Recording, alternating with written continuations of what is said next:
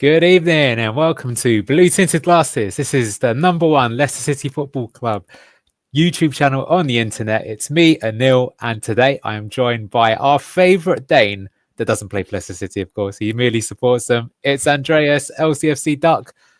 Good evening, Duck. How are you doing? I'm doing good. I'm progressing through my uni exams this January. I'm excited to get a break from studying microeconomics and actually, talking about some football instead, right? I've been got my head stuck in a book these past week, really. So I'm excited to, not excited to talk about the game, but I'm excited to talk about Leicester as a whole because, sadly, another loss, right?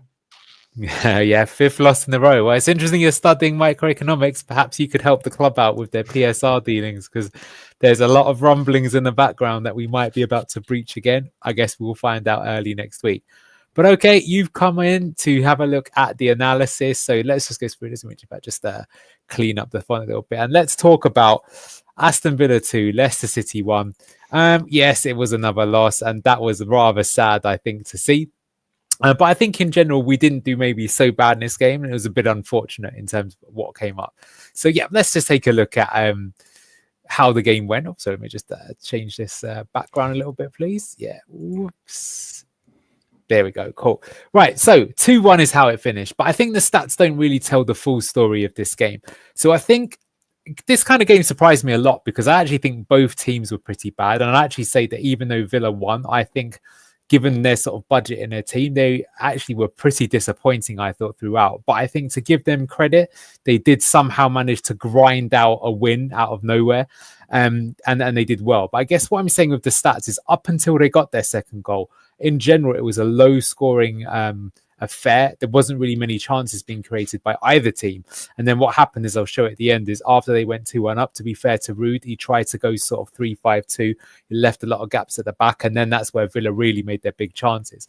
Otherwise, prior to that, they'd actually scored 2 goals off just one big chance. So, something there. I think Ant's got a fairly accurate sort of statement here. It was 2 poor teams and we were slightly the poorer. Maybe we're changing your language a little bit in a row.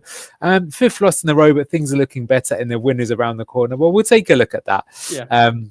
And yes, go on, Andreas. I very much agree. I think these stats obviously tell the whole picture of the game, but they don't explain the phases of the game, right? How these stats came to be. I think, looking at the first half, solid defensive performances for both teams. None of them really looking creative in the final third either, right? I think maybe you can attribute some of the good defensive performances down to that. But I mean, I very much agree with you. I thought we were decent defensively. We still make our mistakes. That's going to be the recurring theme, I think, of the past 4 of our analysis shows now, Anil.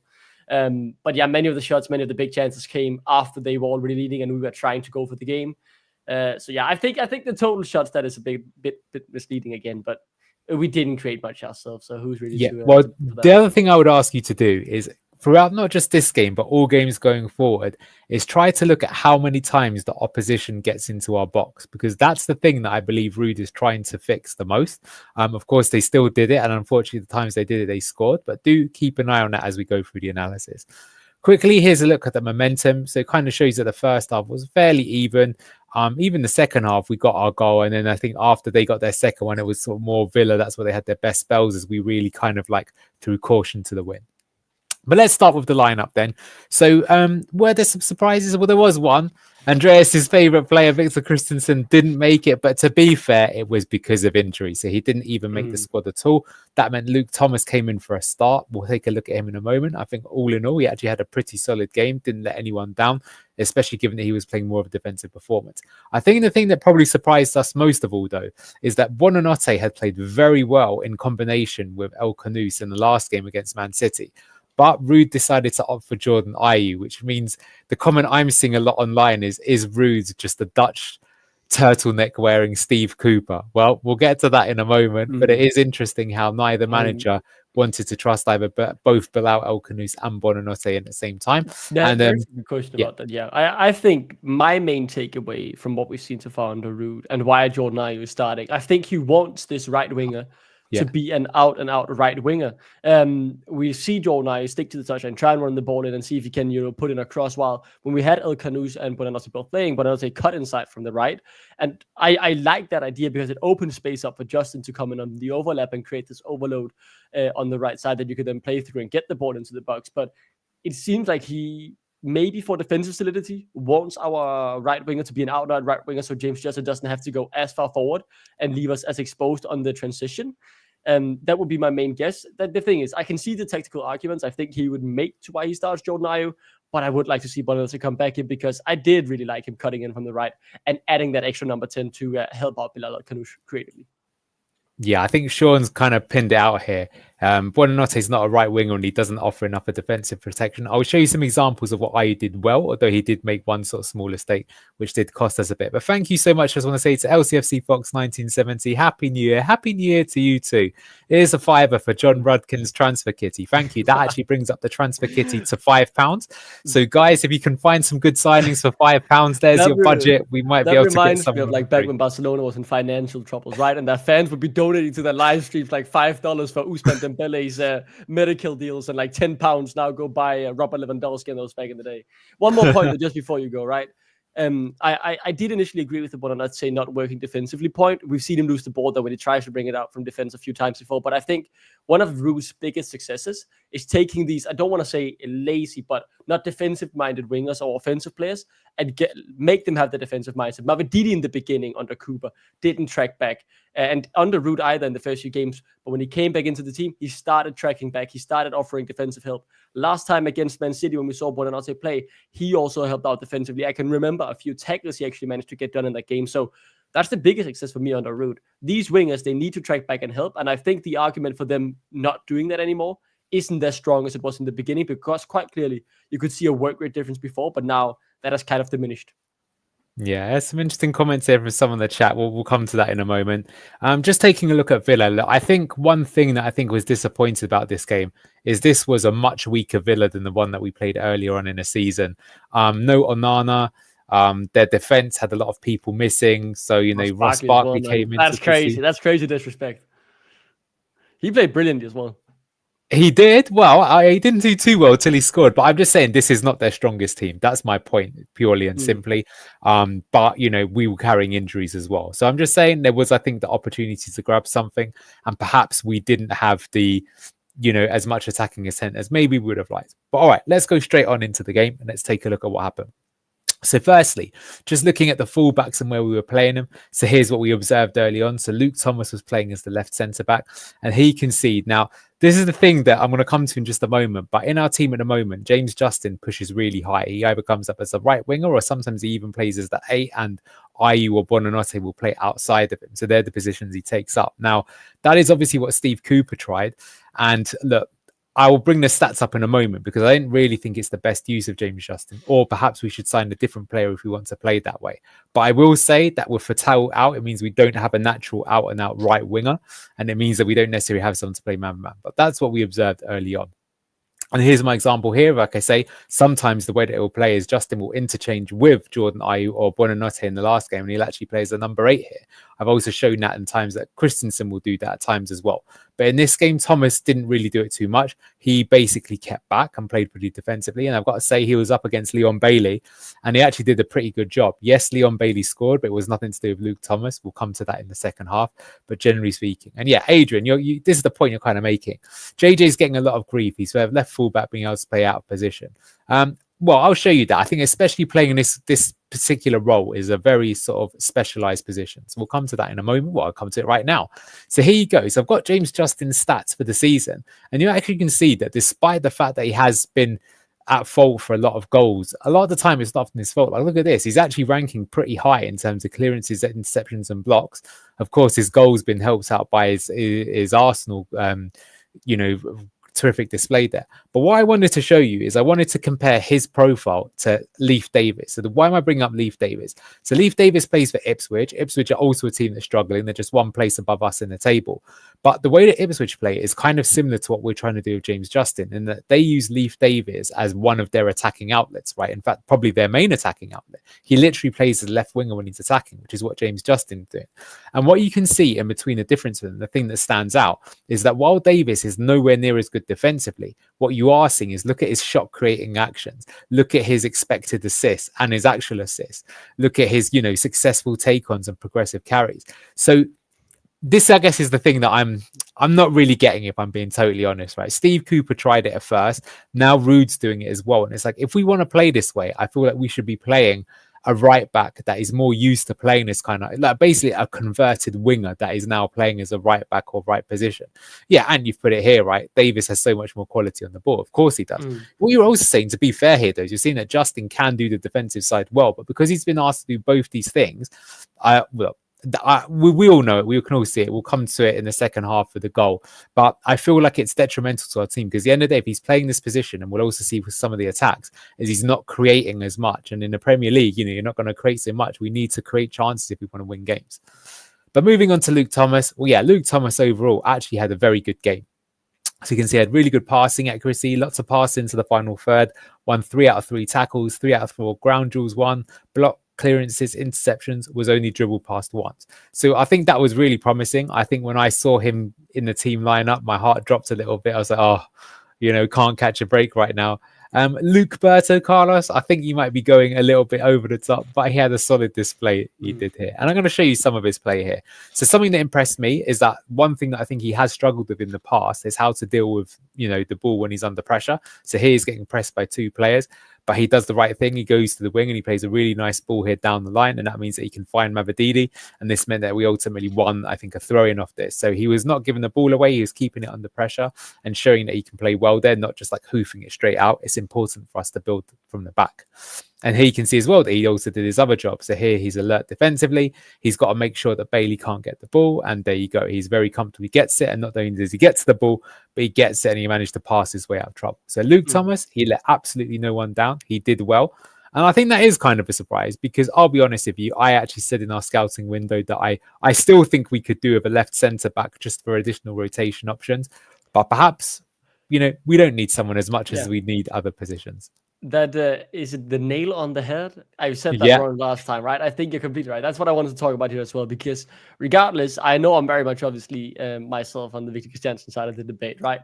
But I don't think we need to force it into debate. I think it's good we have 2 options, right? Luke Thomas has been out of the team for so long, 2 failed loan spells, one of them even being the championship. And after all, he's one of our own, right? Come through our own academy. I mean, if he can turn into a useful squad player in the Premier League, I'll be more than happy. I want to see him succeed, even if it is at the cost of Christiansen. I think Ruud played to his strengths today, and we saw some good improvements.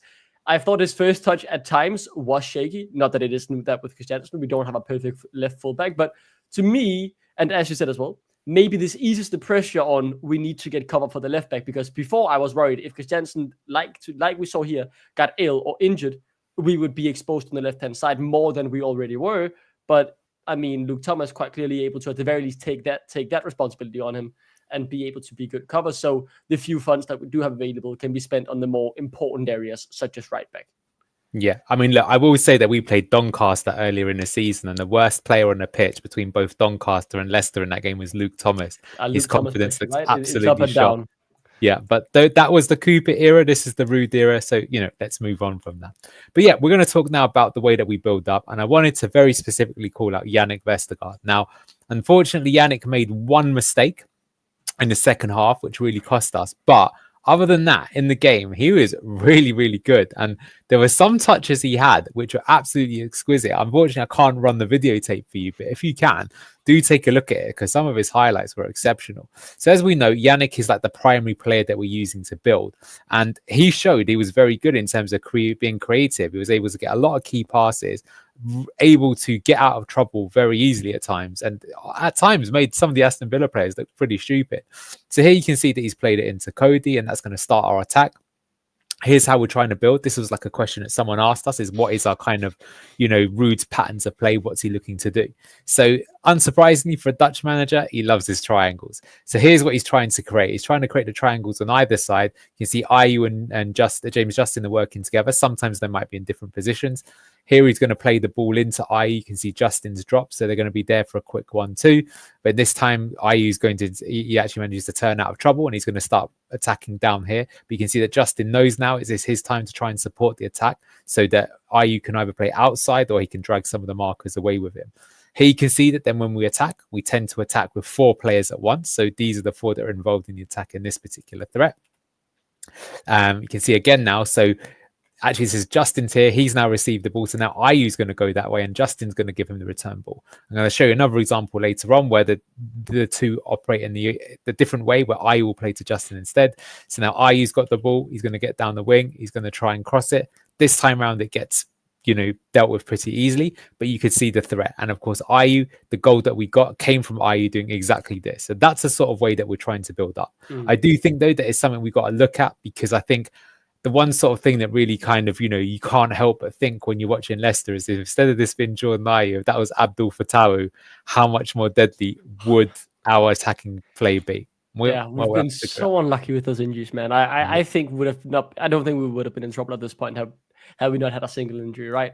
Maybe under the Cooper, but I do think we would have been in a better position right now. The right hand side would have been completely different with Ricardo and Fatawu. And I mean, I'm smiling thinking about them on the pitch, but sadly, the reality is they won't be. Ricardo won't be for at least a few months, and Fatawu not until the end of the season. But at least we're praising, right? One of my all-time Great Danes.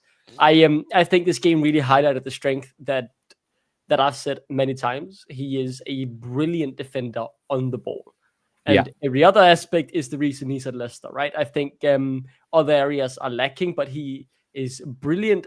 He's great composure, brilliant vision, able to play the long balls, feeling confident quite clearly, even though we've lost 5 on the bounce, being able to take on his men and push the ball up the pitch himself. I think if the injury is bad to him, we'll be even in major trouble from building up from the back, because he is the centerpiece of building from the back with his Leicester squad.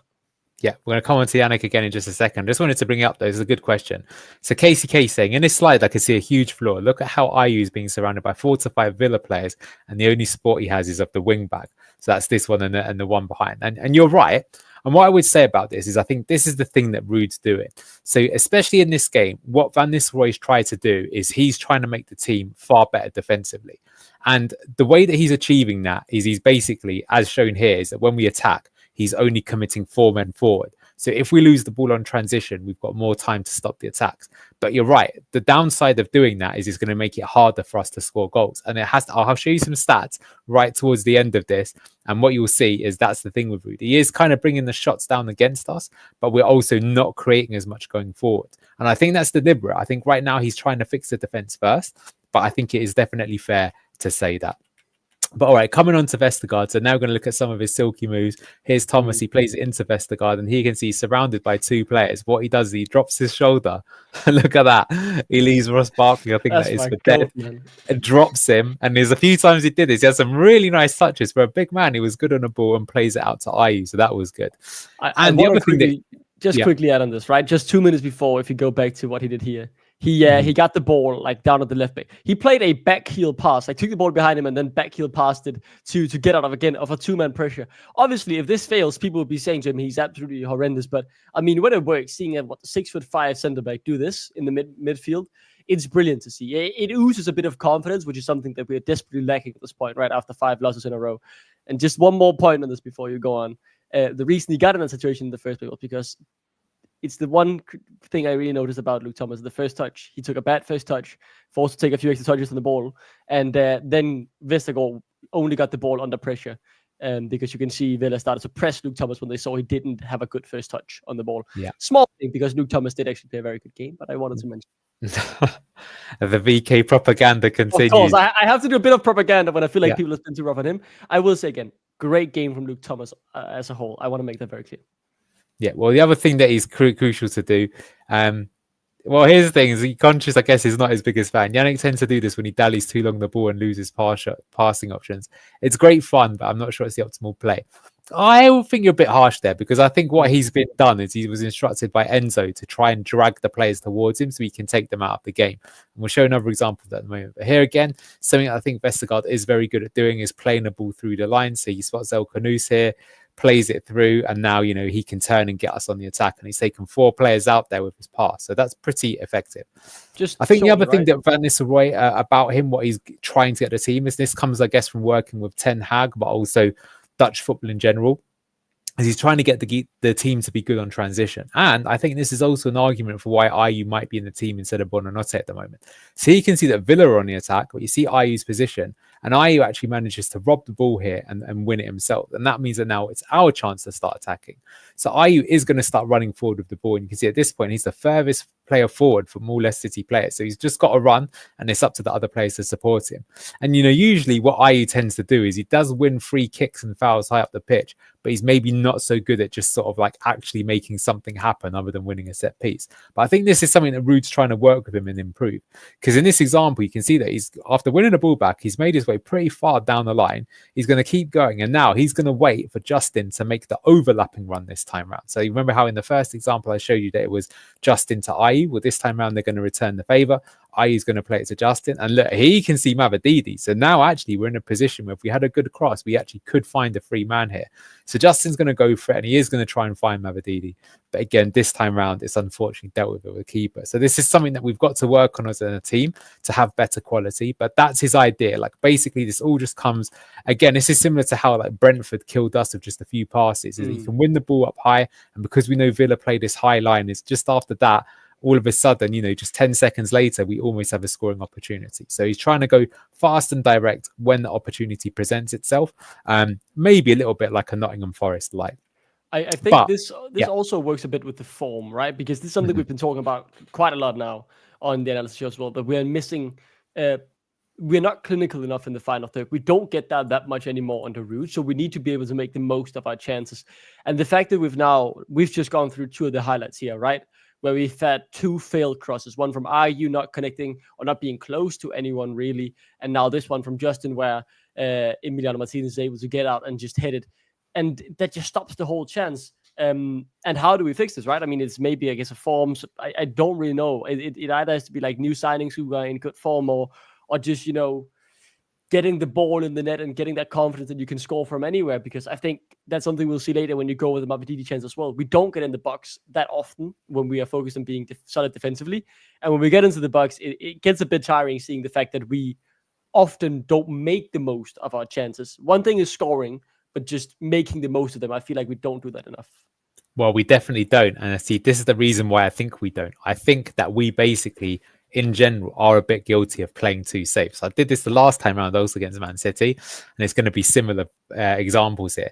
So here we can see again, Villa on the attack, and I've circled Buba Samare, who again I think was pretty impressive.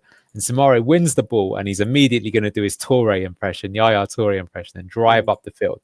So he takes the ball, travels up the field, and now he finds Mavididi. So that's pretty good from Samare to turn defense into attack. So now Mavididi's on the ball. And here's like a common situation that we find Steffi in.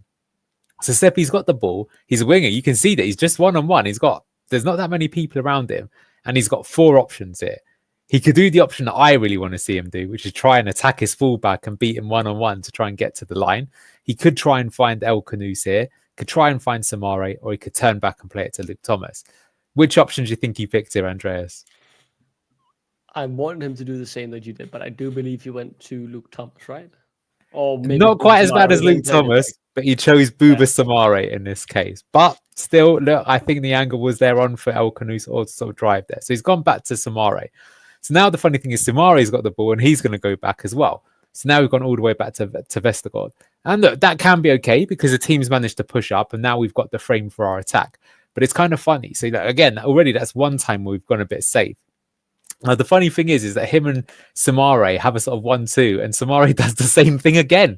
So he's just done this 20 seconds earlier and he's going to turn his man, Bailey here, leave him on his arse and he's going to start driving up the field again. So he's really getting the best out of Buba Samare and he's going to attack the Villa defence again. He's going to come forward. Now he's going to play in El Khanous. Now El Khanous has got the ball. He's going to look now for the ball. You can probably guess where this is going to. And again, it's going to go to Mavididi. And so now again, Mavididi's got four options. Okay, so he's already done it once where he turned back. Now you could argue he's in an even better position because he's further up. He's received it on the spin. So option 1, 2, 3, or 4. What do you think he's gone for here? That's actually hard. I think he's probably gone for Khanous, right?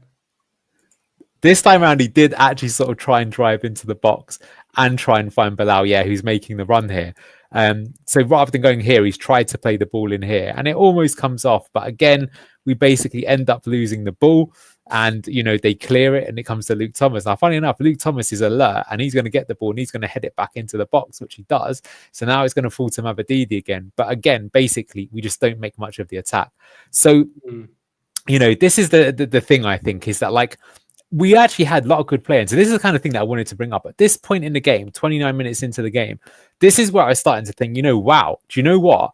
Villa have not turned up. They were poor in this first half. And you can see here, we had 72% of the possession. We were knocking it around beautifully. But what we were not doing is we weren't really taking advantage when we were on top. And that's why I feel that when we are on top, we need to be a bit more aggressive in these situations and try and work the keeper. And that was my disappointment, that I feel that like we could have done more. And conscious, Thomas just walking back to his defensive position makes your point in that pick and nil. Perhaps I think, look, it's a little bit from kind of Maresca ball where in general we were happy to just control the ball and shift people side to side. So maybe that's something that Ruud needs to get into the team, because don't get me wrong, I think times there are where we're good and we're good at controlling the ball. But like I say, when we're on top, we're just not really, putting the hammer down and trying to make something happen. And I think like a good example of this, though, to be fair, it's not just a case of them like not working the keeper, but El Khanous, who was so good against Man City, he had a pretty quiet game in this one against Villa. I don't think he was poor, but again, he was far from being the best player on the pitch. And I think this kind of summed up our attacking bit throughout the game. It's the one time where he gets the ball, wins the ball back himself. This is the position that he loves to be in. He can make anything happen. He could go for a through ball here. Maybe he could play Mavadidi, and he decides to go for the Hollywood. He's going to go for the shot. And look, if there was a player on our team that you think could make this effort go, I think El Khanous is the one you would trust, maybe Buonanotte. But look at where he puts the ball. And look how angry he is himself. I will say one thing that I don't want to say like about this is the fact that I was sitting here when we played against Man City, complaining, or not complaining, but saying we haven't been able to score much. We haven't been able to create much. If you really feel it, try your luck. Too often I felt like we saw people when they got the ball in this sort of position and they didn't see an obvious choice. They'd rather sit on the ball, maybe play with it for a bit and then send it to someone else who can then try and see if they get anything. If you've got it, I mean, obviously this isn't the ideal position in what I was talking about, but I mean, quite clearly he's feeling that he can drive into a good shooting position and pull off the shot. I'm not going to complain too much because it's something that I actually wanted him to have that confidence to go for it. Obviously, again, it goes back to the sharpness in the final third has been missing now for ages. We're seeing it with Mavadidi later on as well, right? In this situation, but I mean, again, if you don't score here, fine enough. But if you can test the keeper, maybe win a corner from this or hit the bar so it bounces back, or at the very least be close to the frame of the goal so you can say not missing much, but that there isn't going in any day of the week. We're just missing that sharpness because I will say, I like the fact he goes for this. I like the confidence, and I feel like we need this because when one of these goes in, it's going to be a huge boost to the team. But this one, again, the sharpness, nowhere near good enough. Yeah, I don't have a problem with El Khanous trying to shoot from here. You're right. I think as the number 10 in the team and you've won the ball back yourself, you're entitled. But it was a very poor effort given how high quality. Horrific effort. I mean, yeah, that is Timo Werner level finishing right there. Yeah, that's like you or I playing football. Maybe that's some serious shade on Andreas, who could be better, but that's definitely by no means. But what I did want to say is that, look, I've shown you all of that. And how many times in that half did Aston Villa get into the Leicester City box? Not too many, right? Maybe it's because I've just been selective with the editing. But here was the one time that they actually had a shot on target. Don't worry, blurro vision is all good, Andreas. So here you can see that one time that it did have an effort and it's actually outside of the box.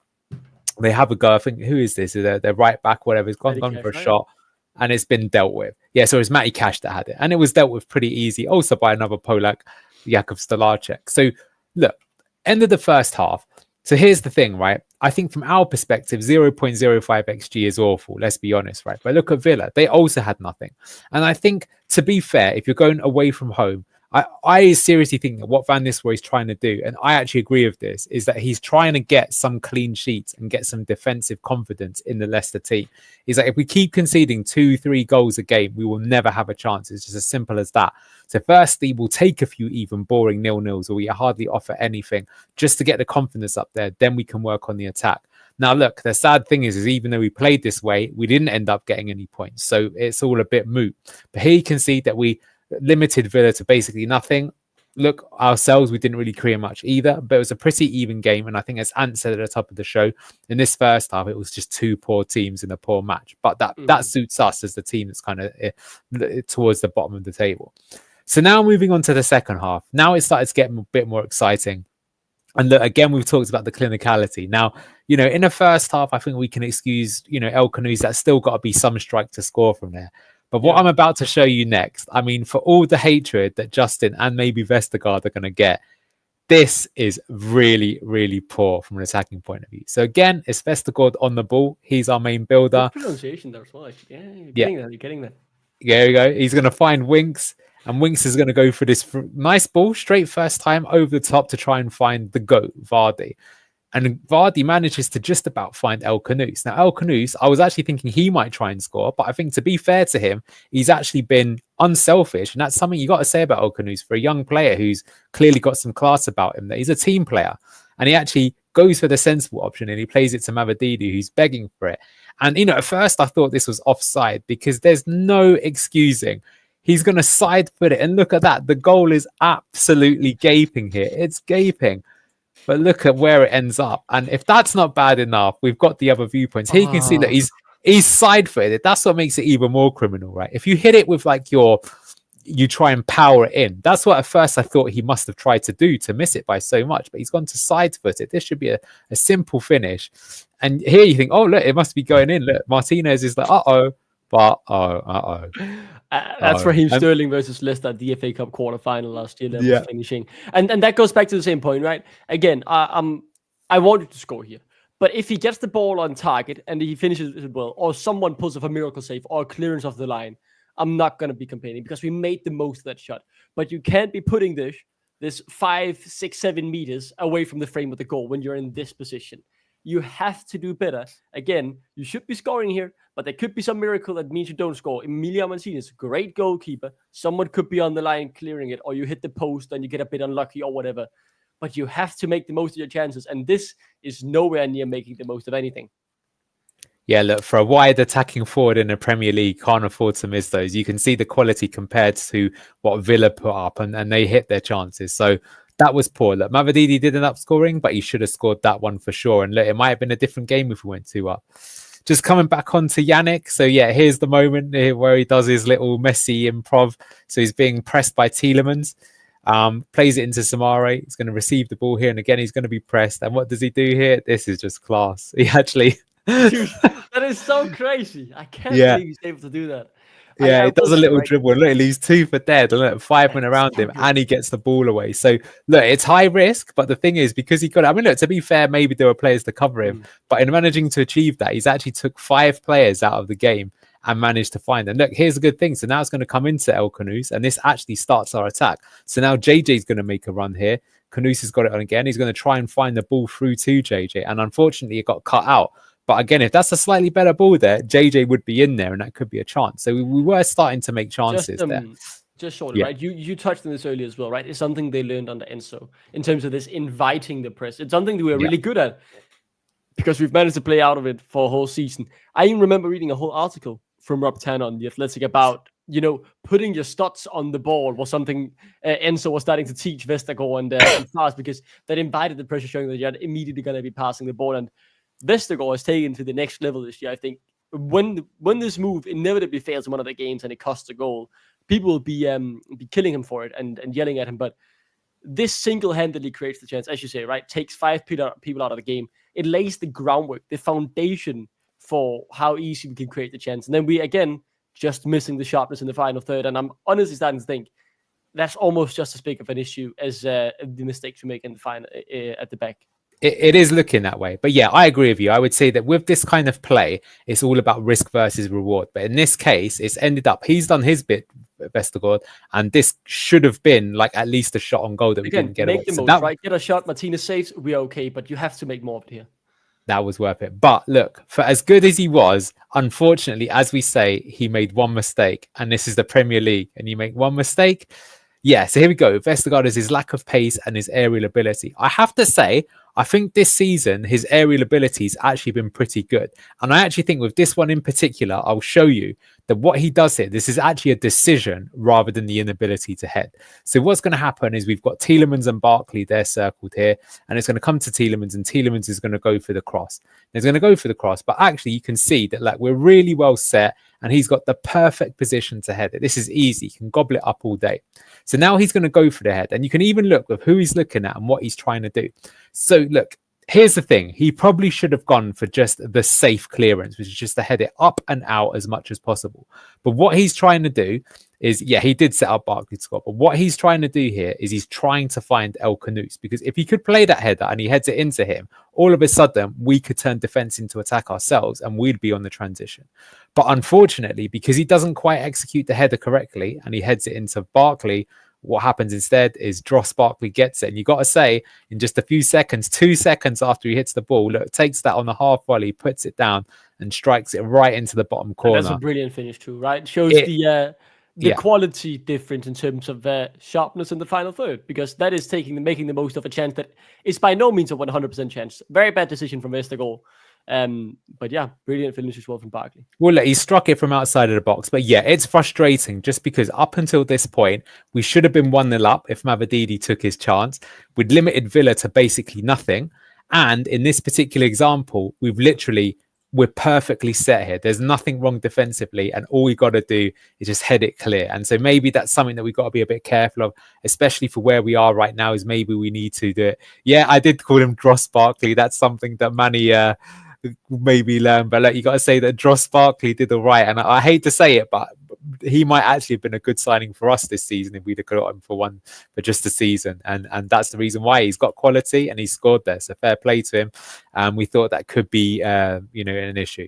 And Vestergaard, I don't know how often he mistimes his jump, which messes up his heading ability.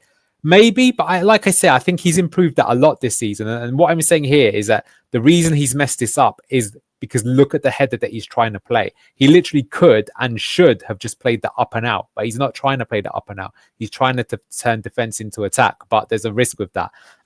And yeah, fair play to Barkley for spotting that. And unfortunately, after that point, he then got injured and on came out fast. So will he play? I guess with the cup game, he probably wasn't going to play the cup game anyway, but we'll see if he's going to be involved against Palace or not.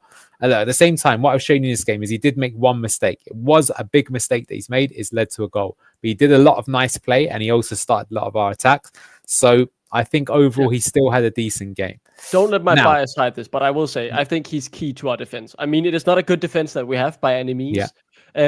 But he's the one that offers the most positives in my eyes compared to the negatives that he does also bring to the table.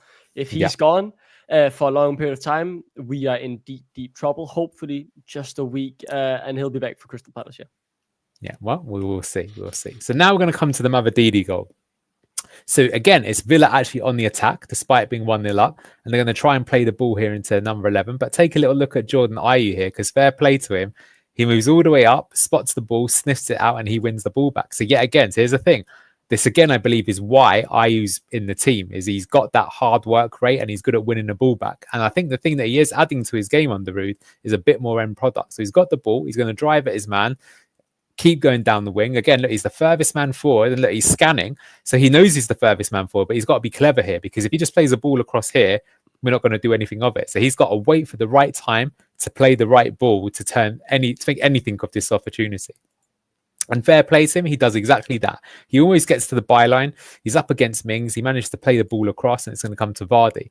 Now, fair play, they've defended this well, so they've managed to stop it, being direct shot for Vardy. But Vardy does enough, forces the keeper into the save, and fair play to Mavididi. That's a fair amount of ground to make up, but he's going to make it up and he's going to tuck it away and right the wrongs that he did before. And we did say in the Man City game that one thing we didn't like is that Mavididi, we often found him in this position, but we wished he would attack the box more to try and support it. So fair play. Hopefully someone at Leicester City watched that analysis. They got it. Watching this show right now, taking notes for the game against QPR. Hopefully. Yeah, low crosses are the key. Well, I think, they are good. It's more accurate with the low crosses sometimes, especially when you don't have the tallest team. So there we go. Mavididi puts it in the back of the net, and all of a sudden it's 1-1, and that was good. So we were doing pretty good there. So 1-1 it was, and at this point in time, it was still a pretty even game. So now we're going to talk about another feature of our play that, of course, Enzo brought into the team, and that's playing out from the back. And this, unfortunately, is going to lead to the Justin mistake. So just want to say that just before this goal, Villa made 2 subs. They brought on Ian Matson and Emi Buendia, and that gave them a little bit more energy. But there is just a catalogue of errors here from multiple people, but primarily one person. So here we can see that Justin's picked up the ball here, and he's kind of dawdling a bit. So here I've got what I think he should do, right? Is that I think in this position, there's actually a few options he could take. If he wanted to, he could actually still play it to Cody or even maybe Samari. But the best option would probably be to play it to Stolarczyk.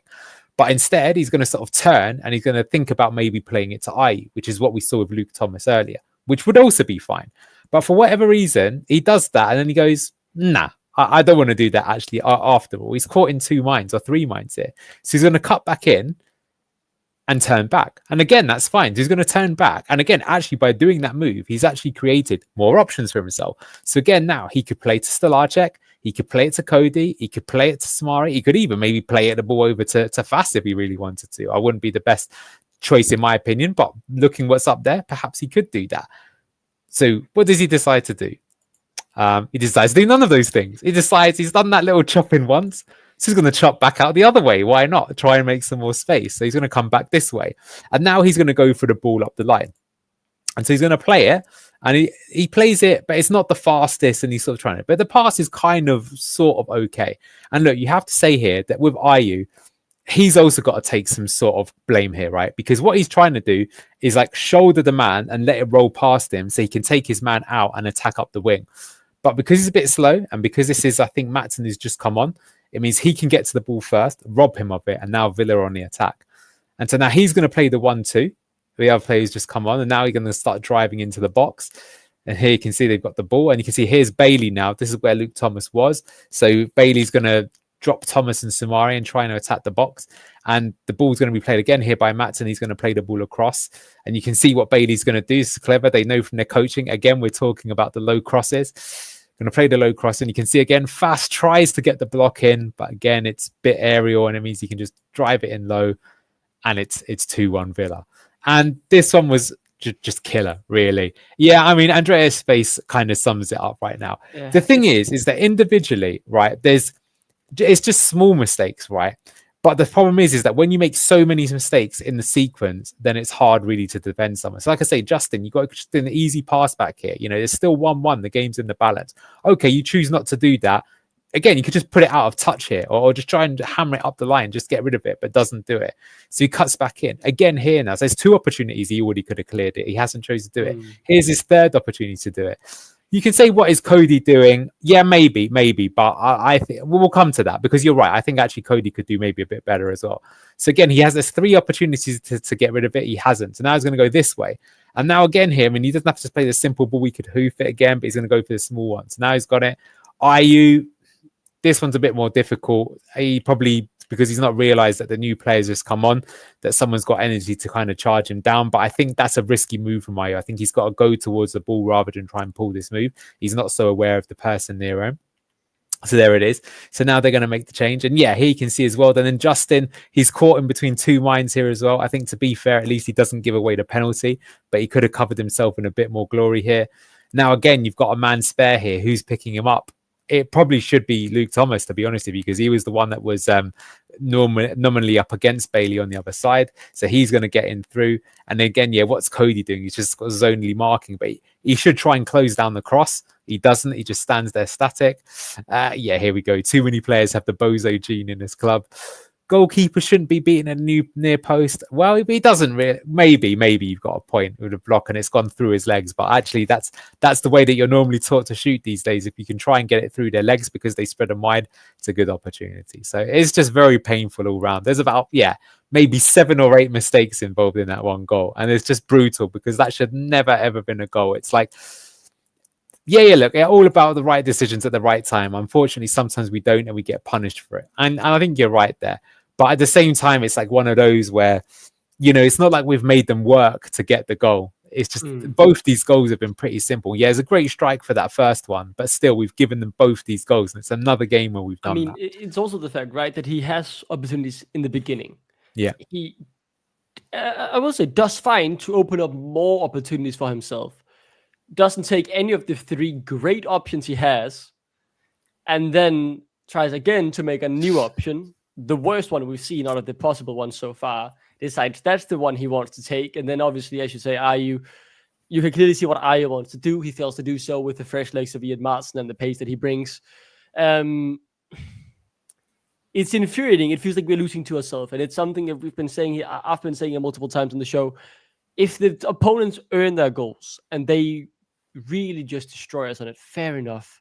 But when it feels like we are giving them these goals, these points that are crucial for us at the stage, it's so inferior because we're doing so many of the things right now that I can see a team that can get points in the Premier League. And every time I think we're close to getting that over the line, we are giving it away. We ourselves are giving it away.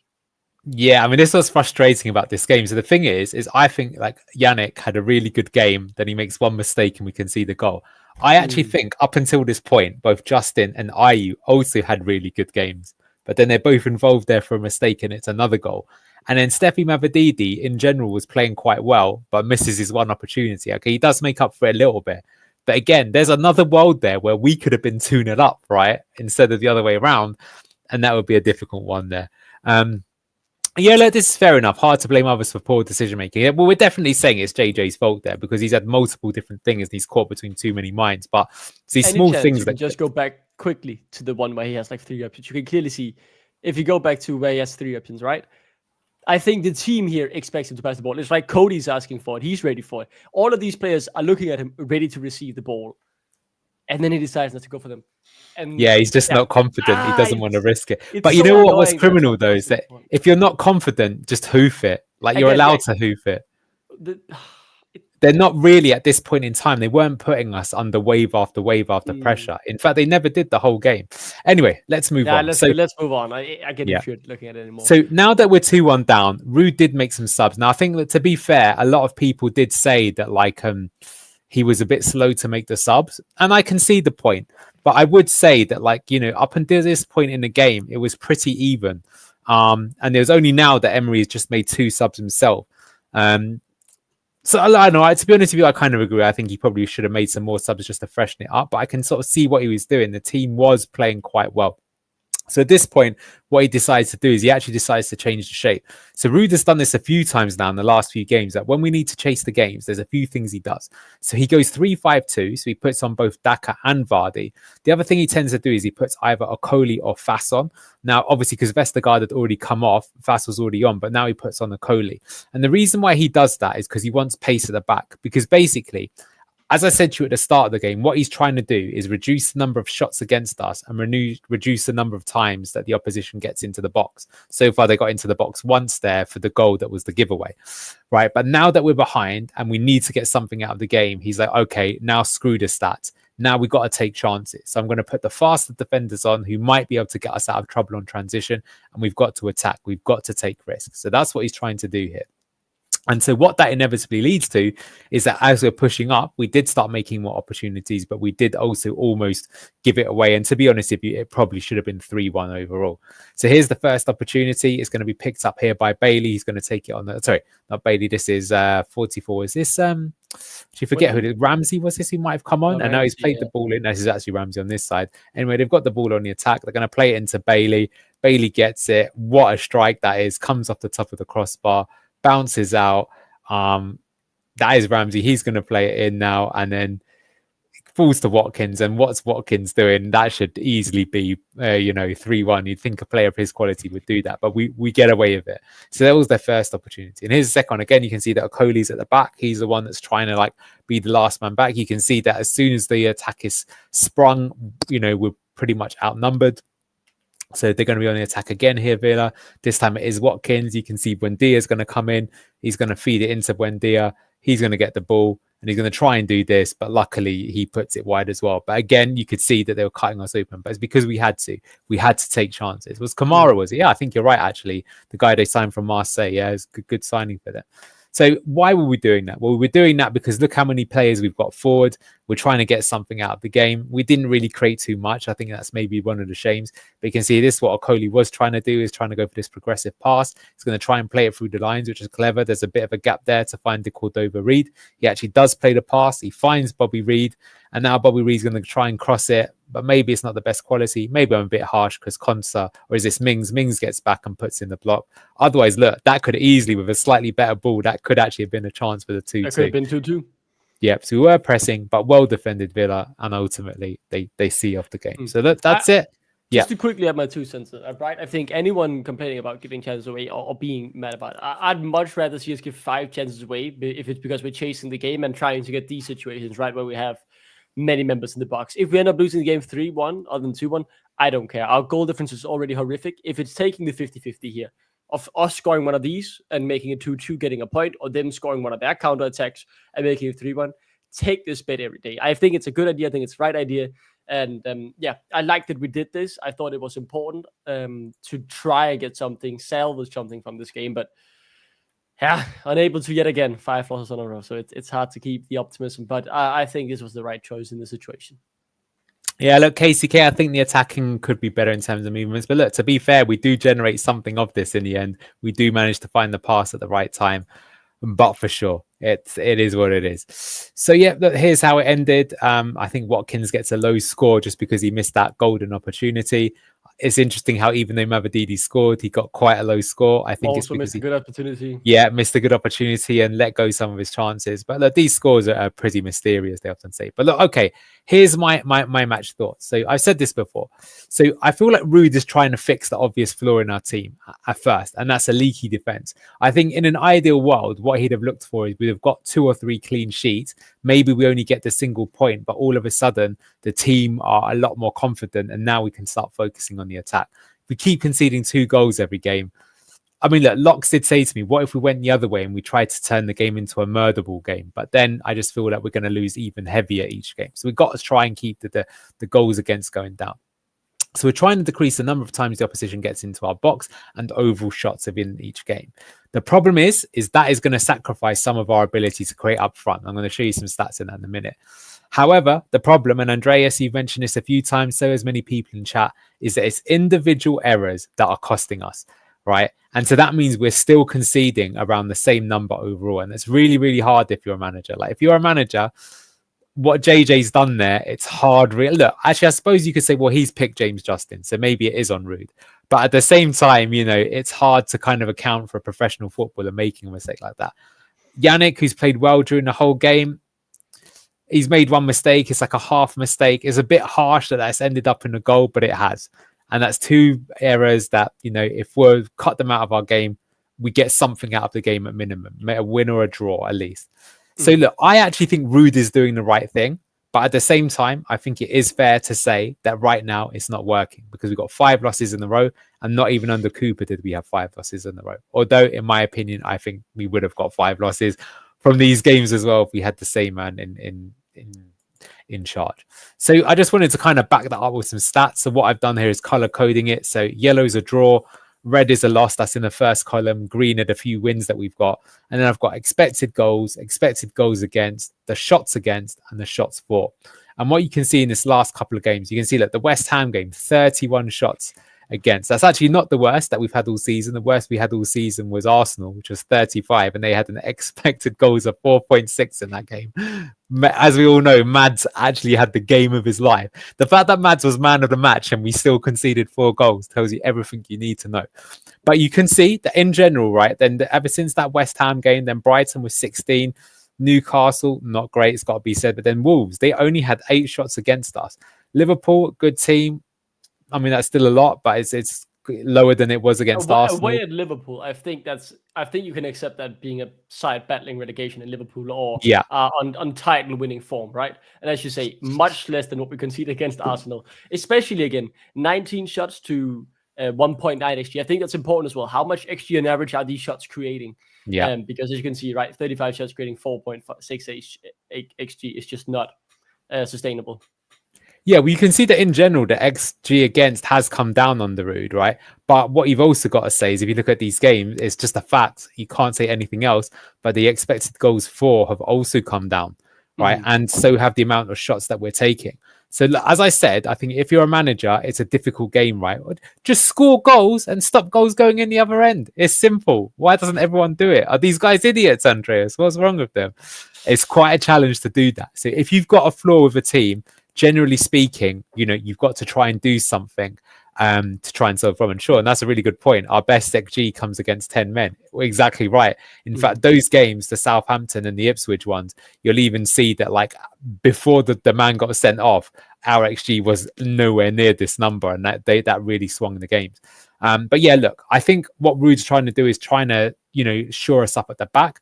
You could try and go more offensive, but at the end of the day, right now, it's kind of the worst of both worlds. That's just the reality of where we are. So looking at the results, Ipswich got a draw with Fulham, another point picked up for them. Well done to them. We got beat by Villa. Luckily, Everton got beaten as well. Palace got a point out of Chelsea. West Ham also lost, and it looks like they're going to bring in Graham Potter after all, which will be an interesting one. Southampton got absolutely destroyed at home by Brentford. Very painful. So here's how the table looks. You can see right now, actually, this was before the Forest game. So luckily, Wolves lost that game 3-0 to Forest. So they're still also on 16. So look, it's funny because you've probably noticed that me personally, I've come across as quite doom and gloom.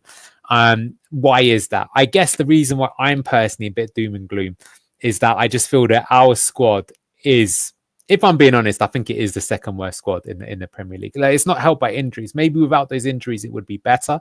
But I think you're noticing that we have a lack of good options that we can play there. When we've got players that clearly aren't performing, we can't put another right back into the team because our other right back is injured, right? Maybe we could put Chowdhury there, but look, I think the fact that Hamza's going to go on loan to Sheffield United says it all. That means not a Premier League player, right? So we're lacking some kind of players here. Maybe the one thing I would say that maybe keeps me a bit positive, though, is that the last two games especially, it really reminds me of the Great Escape season. So in the Great Escape season, what was happening is we were playing teams and we actually played all right. Overall, you'd look at it and you think they were decent today, but you would just narrowly lose the game again. We weren't getting battered that season. I think that's maybe the one thing with this season is we have had a few tonkings, right? We got tonked by Brentford. We got tonked by Wolves. That was disgusting performance. We got tonked by Newcastle. And look, Arsenal, look, we got back into the game, but they tonked us as well. Let's be honest. That's 4 tonkings. That's a lot out of 20 games, right? But other than that, the last few games have been close, but we just didn't get anything. But what happened is that then, someone came in. Well, not someone, but we got some loan signings. We got Robert Hoof was the big one, if you ask me. Again, we had struggles defensively. Robert Hoof came into the team. We started playing Vardy. Mahrez came into the team as well. Albrighton. The rest, as they say, is history. So maybe there's a way out of it. But I think we need to act. And I think the thing that kind of upsets me is that so far, I know that Wolves have signed a really good centre-back for 20 million. I think that's the sort of money we needed to spend. Ipswich just signed Ben Godfrey. That's a player that could play fullback. So that's 2 players that we maybe you should even argue should have signed. We haven't. And that's 2 of our rivals that are strengthened and we're in a worse position. It looks like West Ham are going to sack Lopetegui. I think under Potter, I don't think we were going to catch them anyway. And Everton and Dyche, he's also under pressure. So I think it is this bottom 5. We've got to catch Ipswich, Wolves and Everton. Can we do it, Andreas? You tell me. I have always been on this channel been one of the most optimistic people, and I know it's getting tough to keep doing that. But I will say the foundation is being laid. I'm seeing these improvements, but currently I'm a bit like we just need those few chances to go our way. And to this morning, right, waking up, seeing brand new news about Andreas Skålsen being rumored to Wolfsburg. He was probably out of our price range anyway. Well, I was wrong. He's about 10-15 million on the market. One of the best players in the Belgian Pro League, who's rapid, creates chances, scores goals, lethal in the final third. And I mean, defensive players as well. We need them in. I mean, we've highlighted many great prospects that we can sign, even for decent fees. And even if it's not those players, it's just the fact that there is nothing out there that says, okay, I believe we will get this guy in. I believe that there'll be someone there because, I think maybe once we get some of our injuries back, they can give us some fresh energy. I think Ndidi would allow us to play more offensively because maybe you take wings out. Sumari can stay up further on the field without the worries because Ndidi, crucial defensively, right? Or when Ricardo comes back, he will eventually be back this season. And if his legs aren't gone, he's a bit over 30 now, and especially considering his injury record, maybe that's it. But some of these obviously don't feel like brand new signings, but they can be refreshments, right? They can be refreshments. Ricardo hasn't really featured this season. If he comes in, has a good form, makes less mistakes, and also creates a few chances, that could be enough to get the motivation. motivation going. The thing I will say, we have a team that is fighting. I see that week in, week out. I see a manager who care. I see players who care. I know we have leaders who can take hand of the situation. There's no one else I would trust right now than being a captain than Jamie Vardy. He's the perfect man in this situation. He's done it before. And we have a squad that can back it up. The problem just is the quality. We have a squad that wants to stay up, that wants to fight. And that was my main complaint when we went down. It felt like the lack of belief and fight wasn't there. But this time it is there. Now it's just the quality that's missing. And it's very hard to say if I'm more optimistic now than I was when we got relegated. Yeah, I agree with you. If we had this attitude with the previous squad, we'd have stayed up pretty easily, in my opinion. Some nice shouts from some of the people in shout. Marlon at Cruzeiro. There was another guy that just signed from Vitória in Brazil. He's gone to Sporting Lisbon. Alberto Costa, exciting right back with a lot of energy. Wesley at Flamengo. Villa have been linked to. I think he's a bit out of our, trade, but who knows? Get Kevin Danso. He'd be an amazing signing. Not going to lie. Mauro Junior. He's playing at PSV. Can play either fullback position. Maybe we could get someone on that alone. Is JJ better than Luke Thomas at right back? Do we know? Well, maybe, sure. But then the way that we're using Justin is he's actually playing as a winger, isn't he? So that's the kind of crazy thing. But that's my point, is that some of these people have linked here. I mean, I think if we're going to go for that, to be honest with you, I'd go as far as saying like a Brazilian right back who's really athletic is exactly the sort of thing that would work in that type of position if we're going to do it. Can you imagine us not signing anyone, Rude leaving on the first week of February, and Jamie Vardy steps up as a player manager? That ain't going to happen. I hope not, but could I see it happening? I could. No, I refuse to believe that yet, although I do see where you're coming from. I think if there's one positive in terms of the transfer market, these rumors with Charter seem to be pretty legit, with him leaving either on loan or permanent to Sheffield United. Yeah, it's loan. Surely, even when it is a loan, right? That has to mean either Ricardo is back to being close to playing soon, or they are beginning at the very least to look at a right back and get someone in. Because if Charter leaves, it's just on the right back position. You have no one else while Ricardo is injured. So surely Rudkin can't mess it up. When you look at the squad list and you only see one right back in the whole squad, you sign someone new. It is a 2 + 2 = 4 math that he has to do there. And I hope he's capable of getting that over the line because, again, grasping for straws. But I'm going to keep my hope up. I believe we can stay up. I believe we have the fight, the attitude. Currently, we're just missing the quality. It's interesting you mentioned Bobby de Cordova-Reid, because you're right. I've seen Fulham use him as a kind of wing back before, and the way that he's being used there, that might not be the worst thing. But I mean, we've got to try and do something here because it's just not working right now. Sean says, take the points deduction and spend whatever anyway. What's the point? Is they're playing it safe now? Play nice with the EFL? Not likely, considering they'll put us in the rotisserie regardless. Yeah, I think we're going to get absolutely cooked by the EFL if we go down. So we've got to watch out there. Look, I think it's still probably inevitable that we will bring 1 or 2 players in, even if on loan. I think obviously the big problem we can obviously see with the odds on the Edouard one is that we clearly would have loaned the player in from the Premier League, but didn't. But that's why the Ben Godfrey one does puzzle me. Look, I agree, chat. I think we could do better. He's ex-Norwich, didn't do that well at Everton. It hasn't worked out for him at Atalanta. But the thing is, being able to loan a player who's got Premier League experience from a non-Premier League team, because he's come from Atalanta, you're not going to find too many people that are in that category. So you don't even have to go for there'll be a loan fee, but you don't have to pay a transfer fee.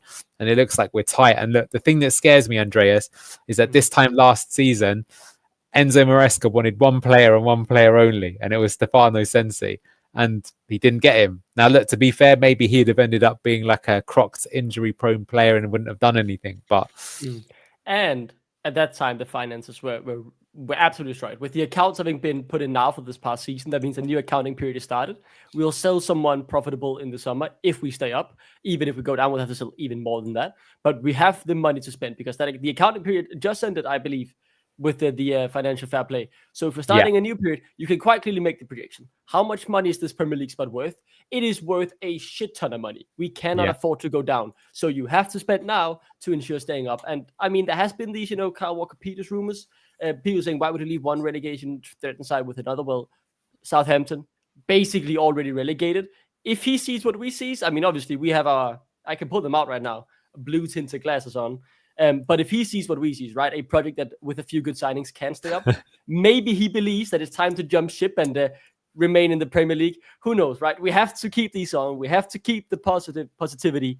I believe we can turn the ship around. 3 crucial games come up: an FA Cup game to improve the morale, and then 2 massive, massive home games where we need 6 points.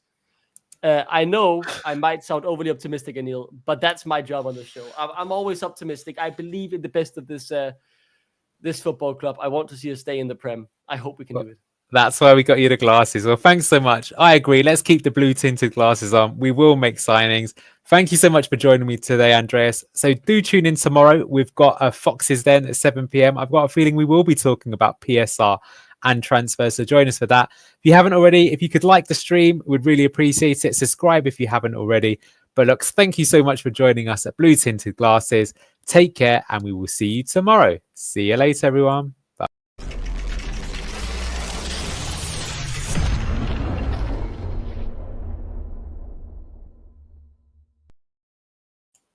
I love it. Those glasses.